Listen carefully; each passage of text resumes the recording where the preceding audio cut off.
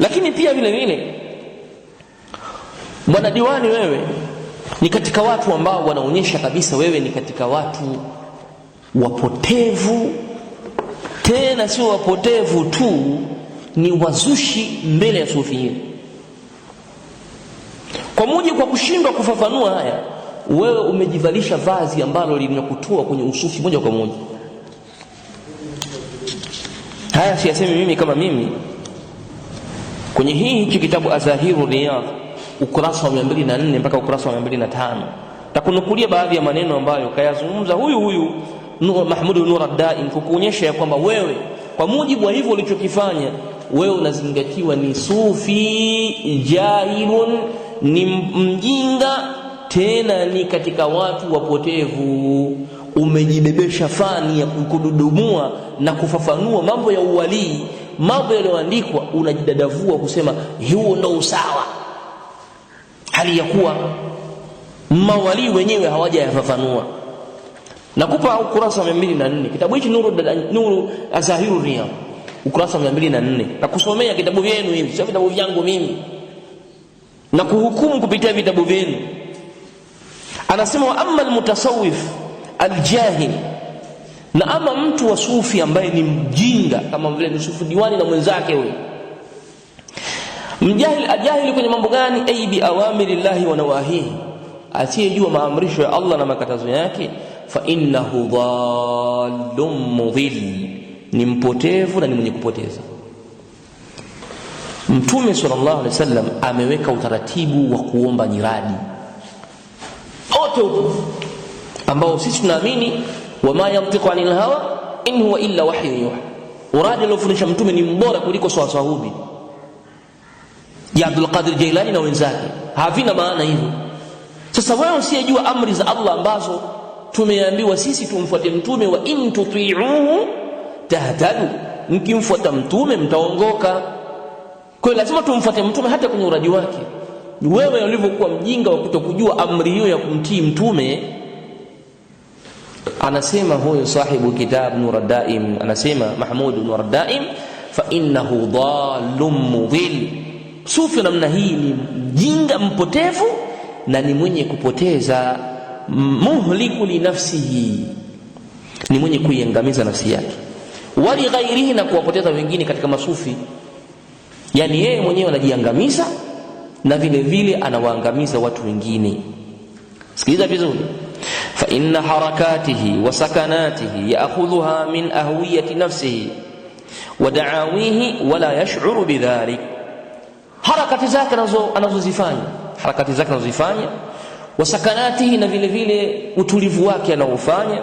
Yani haraka ni vile kutikisika kwake labda kufanyaje, na kule utulivu alionao huyu mtu jahili sufi ambaye ni mjinga, yaakhudhuha min ahwiyati nafsihi, anauchukua kutoka kwenye undani kabisa wa nafsi yake, yani matamanio yake mwenyewe nafsi yake.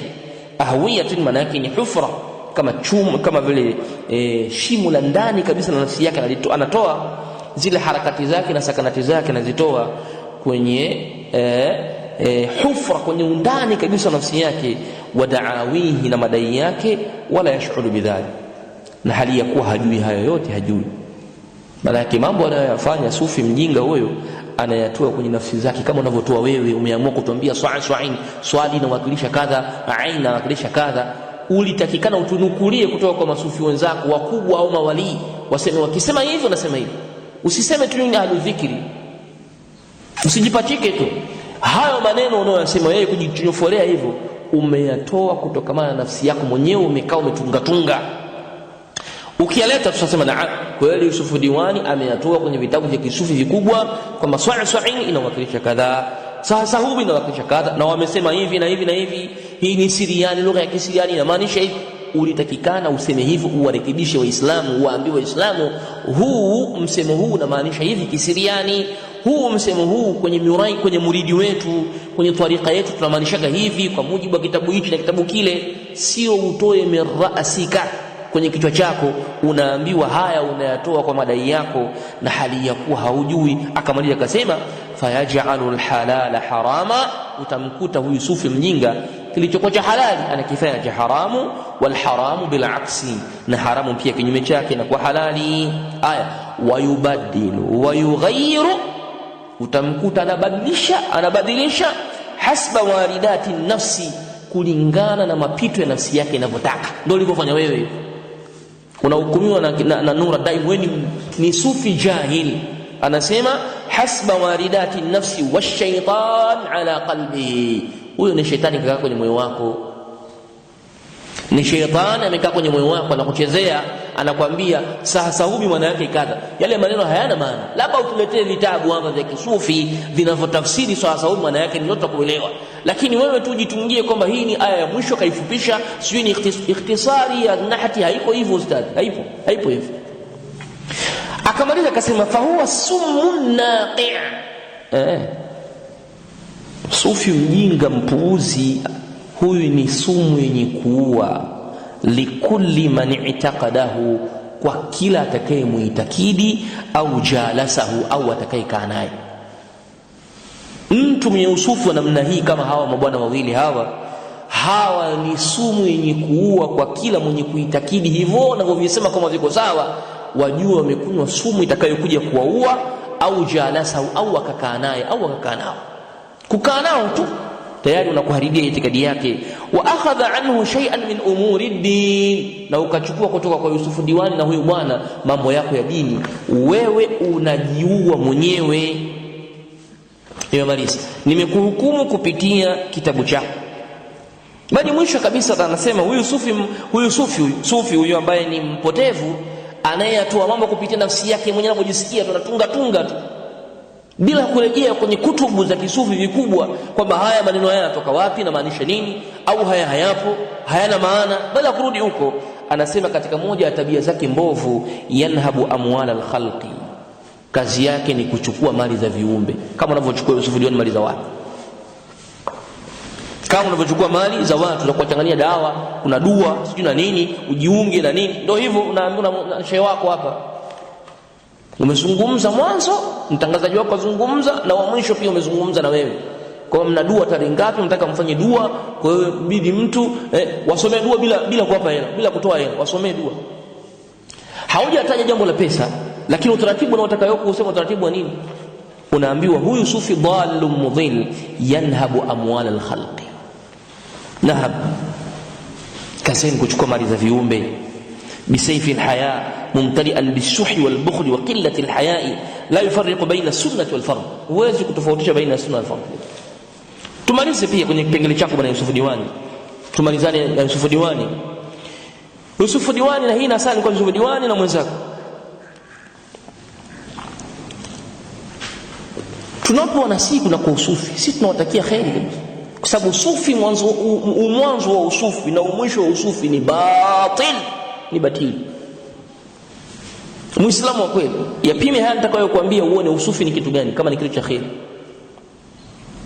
Hawa mawali ambao wanaowadai hawa kama wanazungumza lugha za Kisiriani, wanazungumza lugha za ndege, lugha za wanyama, lugha sijui za nini, lugha za nini, hawa mawali hao, na kutajia wali mmoja uone matatizo yake alionayo.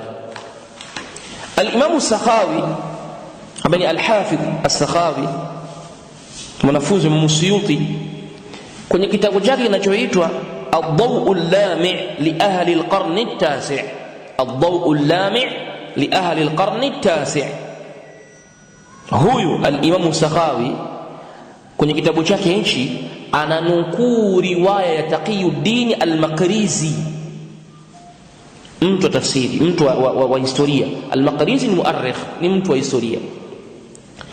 Mimi nazungumza haya maneno kwa kunukuu si kukwambia kutoa kitu min ra'si, la, na kunukulia kukuonesha kwamba nyinyi sufiyun mna mengi ambayo muislamu wa kweli aliyejitia yeye ni muridi, yeye sijui ni nani, anatakikana kwa haraka jitoe kabisa kwenye usufi, awe ni muislamu peke yake, muislamu wa kweli wa kufuata Qur'ani na Sunna. Maqrizi anasema hivi, sikiliza vizuri kabisa bwana Diwani na muislamu yote aliyekuwa munsif. Maqrizi anasema hivi, dhakara rahimahullah, anataja kwamba Maqrizi kwenye kitabu chake hicho As-Sakhawi anamnukuu Maqrizi, anasema dhakara rahimahullah, alitaja Maqrizi Allah marehemu, anna Sayyid Ahmad al-Badawi, kwamba Ahmad al-Badawi Sayyid bwana wali Ahmad al-Badawi, ambaye Ahmad al-Badawi mwenye kitabu hichi za Adh-Dhahiru Riyadh anasema ukipatwa na hamu, stress, matatizo yoyote, wewe sema ya Ahmad al-Tayyib, ya Ahmad al-Badawi. Ukiwaita tu wawili hao, ile stress yako inaondoka, matatizo yako inaondoka yote yale. Ukiwaita watu kwenye hicho kitabu, kawaita hivi, kipo. Sasa anasema huyu Sayyid al-Badawi, huyu Ahmad al-Sayyid al-Badawi, Maqrizi anasema hivi, anna Sayyid Ahmad al-Badawi kashafa auratahu, alifunua utupu wake. Waliwe anayezungumza sahihi, mfano kama wakaa kaubi, alifunua utupu wake baada khutbah al-Jum'a, baada ya khutbah al-Jum'a fi al-masjid. Sikiliza watu shukura qillatu haya, majitu sio na aibu kabisa. Baada ya swala ya Ijumaa akafungua utupu wake, kama ni dhakari yake kaifungua pale, watu wanaishuhudia pale. Thumma bala ala hasiri almasjid, kisha akakojoa kwenye mkeka wa msikitini. Sufi huyu Ahmad al-Badawi, kaburi lake liko Misri. Ole wako upingi kwamba haya hayapo. Sufi huyu hakuna salafi hata mmoja anafanya upuuzi namna hii. Ala hasiri almasjid, akakojoa kwenye mkeka wa msikitini, kama zuria lile au kama kapeti letu msikitini mwetu kwenye mikeka yetu, bila aibu wala haya, akatia kojo pale mbele ya msikiti, kikojozi. Thumma wada'a ra'sahu fi tawqihi, kisha akaweka kichwa chake kwenye alikuwa amevaa, au kama ni kitambaa kile cha mduara au chochote cha mduara alichokuwa amekiweka kwenye shingo lake, akaweka kichwa chake pale. Walam yusalli ma'a an-nasi salat al-Jum'a, na hakuweza kuswali pamoja na watu swala ya Ijumaa. Huyo kaondoka zake.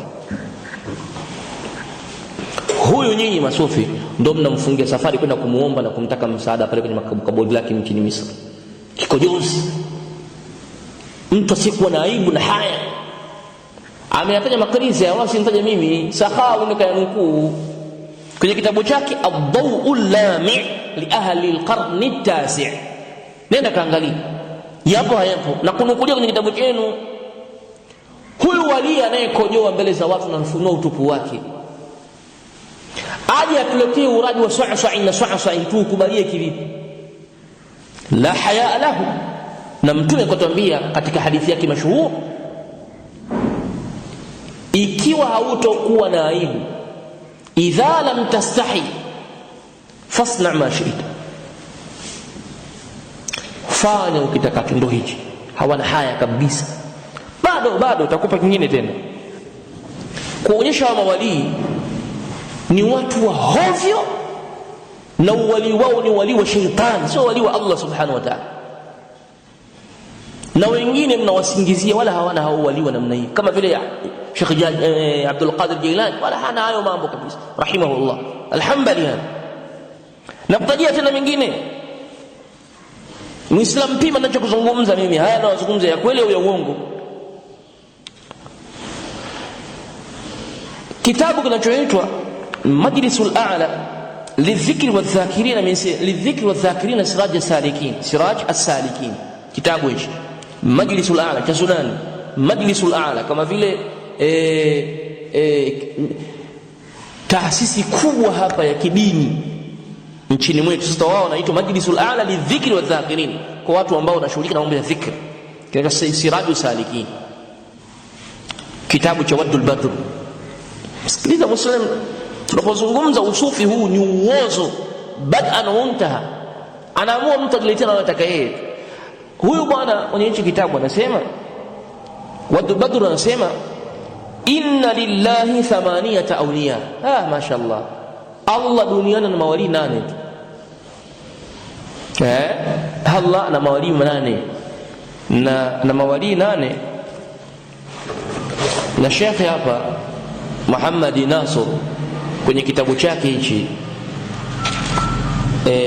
ukurasa wa 68 amejithibitishia na yeye pia ni wali tena uwali wake kautoa kwa Uwais, na lau Uwais mwenyewe angelikuwepo angeutambua uwali wake kwamba yeye ni wali mkubwa, angeutambua. Shekhe na yumo hatujui atatajwa humo au hayumo. Wadul Badr anasema hivi, mawali wako 8 al-kummal, tena waliokamilika kisawasawa kwenye kiwango cha juu cha ukamilifu. 4 fil Yaman wa 4 fi Sudan. Tanzania hamna wali hapa, kuna wali tu. Tanzania hamna wali. Anasema hivyo. Hichi ni kitabu cha Siraju, kinaitwa Majlisul A'la lidhikri wadhakirin, Siraji Salikin. Kitabu chenu wenyewe, sio cha kitabu cha kisufi, tena Qadiria au Qadiria tena. Mawali wako 8, 4 wako Yemeni, 4 wako wapi? Wako Sudan. Na hao mawali pia yuko humu naye pia ana mawali, nasema mawali wakubwa wako 1000 na kitu. Sio kujigonga kwa masufi huko. Dini ya sufi imejengeka kwenye msingi kujigonga gonga kabisa. Haya, nimalize. Fakafa an dhikri fil Yaman, hum fil Yaman, akajizuia kuwataja wa Yemen wale ni wakina nani wale wa Yemen, akaona nisiwataje. Kitabu hicho cha kisufi cha Qadiri. Asa amma al-4 alladhina hum fi Sudan, ama wale 4 ambao kwenye nchi ya Sudani, nitakutajia mmoja tu, acha wengine matokeo yao. Anasema minhum dafa'a Allah masoban, mtu mmoja katika mawali watu wa Sudan wanamjua kwa hali zao, wanamjua, anaitwa dafa'a Allah masoban, waliyo dafa'a Allah masoban. Sikiliza, huyo wali watu wa Sudan wanamjua, na hata kuna channel moja yupo alishakujirekodi kujielezea, ipo kwenye televisheni. Sasa huyu bwana wali huyu dafa'a Allah masoban anatajwa miongoni mwa karama zake. Sema maneno yangu vizuri uyapime. Tunapozungumza mawali wa kisufi, hawa ni mawali wa Allah au ni mawali wa shetani? Sababu hata shetani pia na mawali. Fatakuna lishaitani waliyan. Ibrahim alimwambia baba yake anapoacha kumwabudu Allah subhanahu wa ta'ala, atakwenda kuabudu asiye kwa Allah, na kisha atakuwa ni wali wa shetani. Sasa anasema ya kwamba miongoni mwa karama zake huyu bwana, karama waqad jarra ash-shams ma'a al-malaika bi 33 sanatan. Huyu bwana katika uwezo wake, karama zake, aliliburuta jua 3 miaka 33. Alilikokota jua kwa miaka 33. Wasmuhu inda ahli llahi masoban al-hadran. Sasa huyu bwana alilikokota jua, alilivuta jua kwa miaka 33 pamoja na malaika. Jua hili aliliburuta aina malaika. Sasa kwenye video moja alihojiwa kwenye channel ya video, alihojiwa akahadithia, akasema mtu mmoja yeye alimtuma aende akamletea maji ya kutia udhu baada ya asri. Yani huyu dafa Allah alichelewa salatu al-asr. Wali achelewa swala achelewa swala tayeb, sawa. Na wengine huwa waswali kwa swali zao Maka, na mshangao huyo alichelewa swala kati kuna ana uwezo kupiga tambo moja tu kafika zake Maka akaswali karudi. Anasema sasa huyu bwana yeye alimtuma akamletee maji kijana amletee maji ya kutia udhu, chachelewa swala. Kijana akaenda kutafuta maji huko, akachelewa zaidi mpaka jua likazama. Sikiliza maneno ya kufuru billahi, hawa watu wanapocheza na dini ya Allah subhanahu wa ta'ala. Wanajifanya wao na uwezo mkubwa sana. Alipokuja yule kijana, jua lishazama. Huyu sasa dafa Allah masoban, akaenda akalishika jua pale linapozama kule, akalirudisha kidogo likakaa katikati, akapata muda wa kuliliki swala al-asr, akaswali Allahu akbar. Kwenye muda wa asr akamwambia haendelea na shughuli yako. Unasadikisha maneno ya muumini wa kweli, unasadikisha maneno namna hii.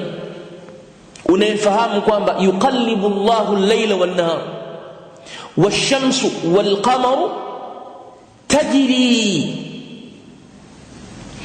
limustaqarri laha dhalika taqdiru al-aziz al-alim.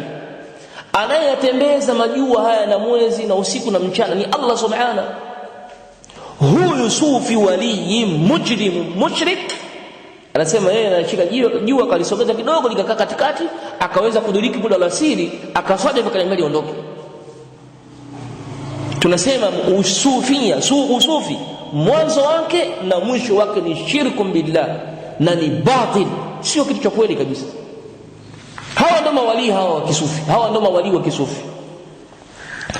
Achilia mbali hayo, nikupa tena nyingine. Usije kana nimemalizana na wewe bado. Mimi naenda kuonesha kama usufi si lolote. Hata ukiutetea, ukiusema chochote, usi chochote, ni katika da'wa ambazo zimekuja kuleta shirku katika ardhi hizi, na zimeshaingiza ushirikina tokea miaka hiyo. Anasema kitabu hichi kinaitwa hichi hapa, kitabu hichi. Kuna kitabu hichi, kitab Tabaqat wa Dhaifullah, na kuonesha kitabu hichi labda uende ukawa una hichi kitabu cha Tabaqat wa Dhaifullah. Huyu bwana humu ndani ameandika mambo mbalimbali ya mawali na historia mbalimbali za kwao. Humu kaandika humu ndani, na kinasomeshwa na jamia kama Durman au wapi, kinasomeshwa kitabu hichi Sudan, na watu wanafanyia mitihani na wanafanyia hafla, sherehe kabisa ya kitabu hichi, wanafanyia sherehe kitabu hichi. Sasa huyo aliandika kitabu ni sufi. Nisikilize ninachosema. Anasema, na haya maneno yaliyo humu ndani, na mimi nimeyanukuu, nimetoka na ndiko Dar es Salaam, yako humu ndani humu.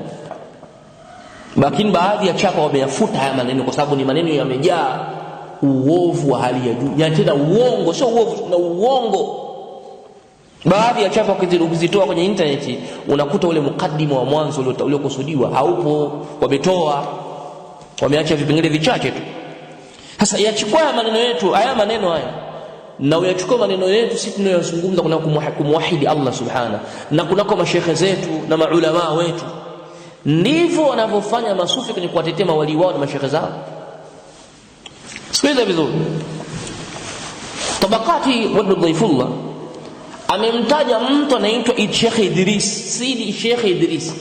Sheikh Idris anasema anna lil awliya'i au al awliya'u thalathatu aqsam, mawali wa aina tatu. Wamegawanyika sehemu hizi tatu mawali. Na indakum, sasa wanazungumza tu na mmoja mmoja, hujui hivi leo mnakwambia, kama nilivyosema mwanzo, hujui. Yaani huu wali wa usufi wewe hujui, unadandia tu, hujui. Lau ungelijua wewe usingezungumza hayo maneno. Wewe na mwenzako huyo si mrangi sio wapi.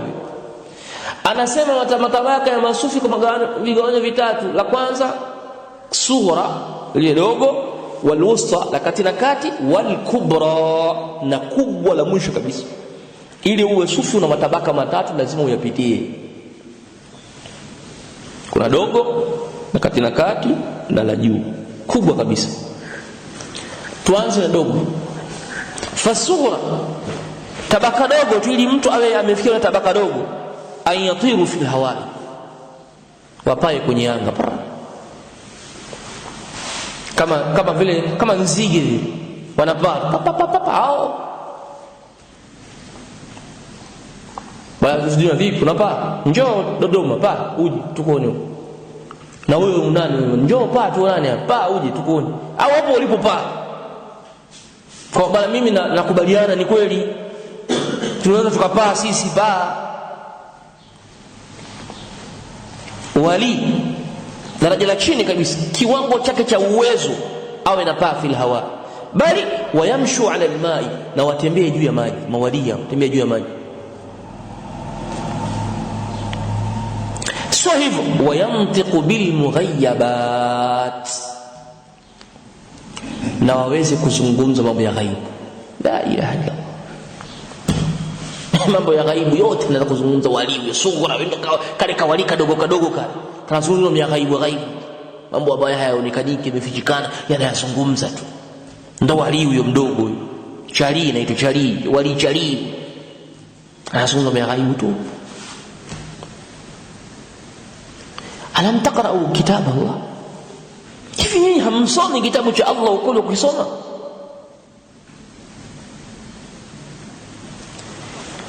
maneno ya Mola wetu subhanahu wa ta'ala yamethibitisha ghaibu. Hakuna anayejua zaidi ya Allah tabaraka wa ta'ala. Qala Allah ta'ala, qul la ya'lamu man fi samawati wal ardi al ghaiba illa Allah wama yash'uruna ayyana yub'athun. Sema Muhammad, hajui yaliyomo ndani ya ardhi, ndani ya mbingu na yaliyomo kwenye ardhi yoyote mambo ya ghaibu isipokuwa Allah subhanahu wa ta'ala. Allah subhanahu pekee yake na mwenye ilmu al-ghaib. Hata manabii hawajui ghaibu, sembusi hao mawali, manabii wenyewe hawajui ghaibu. Mtume sallallahu alaihi wasallam anasema, qul inni la amliku li nafsi naf'an wala darra, kisha akasema walau kuntu a'lamu al-ghaiba mastakthartu min al-khair wa ma massani as-su. Mtume anasema hivyo, lau ningelikuwa najua ghaibu mimi lastakthartu min al-khair, ningekithirisha sana kutenda matendo ya khairi sana, wa ma massani as-su, na hakuna baya lolote lingenipata. Hapo nakupa sehemu ndogo tu. Ninazo aya nyingi za Nabiiullah Nuhu, za Nabiiullah Adam, za Nabiiullah Ibrahim na za manabii wote kwa ujumla wao wakithibitisha, hata Isa mwana Maryam wakithibitisha wajua ilmu al-ghaib. Anakuja darueshi mmoja kinachopaa juu ya anga, kinasema kinaweza kuzungumza mambo ya ghaib. Kinazungumza, kinajua ilmu al-ghaib. Huyu ndo walimu mdogo. Kwa hiyo hawa nao serikali hii kutafuta watu wanaotembea tembea angani, wala isihangaiki. Inawezekana paka inabidi itungwe bungeni sheria ya barabara za angani, maana yake shangaa ndege zikagonga watu, pakawa pana ajali, watu wanagongo. Mbona hatuoni mnapita huko juu? Mbona hatuoni mkipita? Au labda tuone walimu mmoja kapita pap, mbona hatuwaoni? Daraja dogo la usufi la wali tawaka la chini kabisa aweze kupaa angani na atembee juu ya maji. Mbona mnapanda mapantoni Dar es Salaam? Mbona maferi mnapanda? Mbona mameli mnapanda? Wenyewe si mawaliwe. Kama sio wewe wali, basi shehe lako limetembea wapi kwenye maji? Tuoneshe lilitembea kwenye maji haya hapa. Daraja la pili, wal wusta, la kati na kati, an yu'tiyahu Allahu darajata al-kawniyya, la ilaha illa Allah. Allah ampe daraja la kaunia la ulimwengu, yani aweke daraja la kaunia. Kaunia maana yake nini? Haithu yaqulu lishay'i kun fayakun. Ana uwezo kufikia kusema kitu kuwa na kinakuwa. Na nakuonyesha kwa ushahidi. Kitabu cha shekhe wako, shekhe wenu, kimethibitisha uwezo wake huu wa kwamba akisema kitu kinakuwa. Shekhe huyu kwanza, Sheikh Muhammad Nasr anajua ya moyoni ya mtu, anajua. Sheikh Muhammad Nasr anajua ya moyoni mwa watu, anajua. Sheikh Muhammad Nasr simzushisha. Hichi hapa kitabu maisha ya Sheikh Muhammad Nasr al-Gadiri. Mwanafunzi wake ameambiwa, ukitaka kumuuliza Sheikh swali usimuulize kwa mdomo, kwa sauti, muulizie ndani ya moyo, atakujibu huko ndani, kumeonyeshwa. Na kweli yule mwanafunzi akaonyesha, akauliza swali moyoni mwake. Sheikh anazungumza huko, akauliza swali kwenye moyo. Sheikh akamjibu pale pale. Unasemaje? Alimul ghaibi fala yudhiru ala ghaibihi ahada. Yaliyofichikana, ya'lamu saraira al-khalq man, anayejua siri za viumbe za ndani kabisa ni nani? Na siku ya kiyama atakayezitoa siri za moyoni za watu ni nani? Allah subhanahu wa huwa alladhi yatawalla as-sarair. Nasmi kwenye hivi, wa huwa alladhi yatawalla as-sarair. Allah ndiye anamiliki na kutawala na kusimamia siri za watu za ndani. Ndio maana ipo khilafu kunako malaika hao wawili. Je, walipoambiwa kiraman katibin ya'lamuna ma taf'alun, hii ya'lamuna ma taf'alun, wanajua yote mnayoyafanya. Ya'lamuna ma taf'alunahu, wanajua yote mnayoyafanya. Ma hii mausulia maana yake imekusanya vyote. Je, mpaka moyoni wanayajua yanayozungumzwa kwenye nyoyo? Khilafu baina ahli tafsir, iko tafsiri hiyo ni khilafu. Nenda kwa Imam Baghawi utakutana na hayo mambo. Na kaulu rajih, moyoni huko anasimamia Allah peke yake. Wao wanaandika wanayoyatenda ya wazi ya nje tu, ya huku anasimamia Allah. Ndio kwa nini? Sababu ndiye ambaye yatawalla sarair. Sheikh anajua ya moyoni. Njoo pia vile vile Sheikh ndani ya kitabu hichi amethibitisha kwamba amemtuma mwanafunzi wake kwenye safari yao ya kwenda Mlandizi. Amemtuma huyo mwanafunzi wake aende akaliambie bomba lililo katika maji muda mrefu, Sheikh amekutuma utoe maji mengi ili watu wafanye ibada na waswali. Kaliambia, kushaliambia hivyo